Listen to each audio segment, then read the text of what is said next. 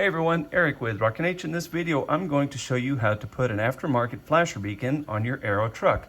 In this video, I'm using a Kenworth, a DCP Kenworth T680. And from the factory, there's no option for a flasher beacon like you see here, or even a light bar for that matter. These are for sale in my store. They're 3D printed. You can buy them at rockinhfarmtoys.com. You can use a Molotov chrome pin to put a chrome base along the bottom of your flasher if you choose to. Once you have the chrome put on and it's dry, a little bit of glue is all you need to put it in place.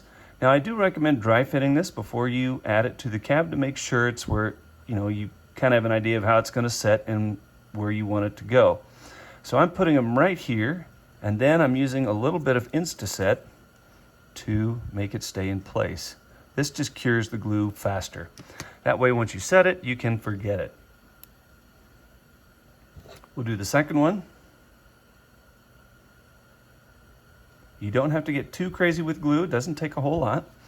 We'll set that in place.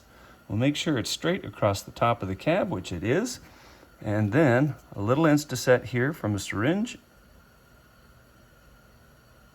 And it is ready to go.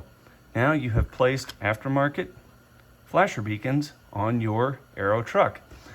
Any mid-roof aero truck these lights will work on, and you can buy these again at rockinhfarmtoys.com. You can also buy the glue, the Insta-Set, also these handy tweezers to hold the parts.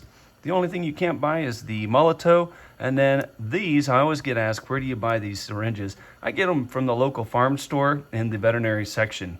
So that's where you're going to go to find them. Anyways, hope that helps you make cool customs.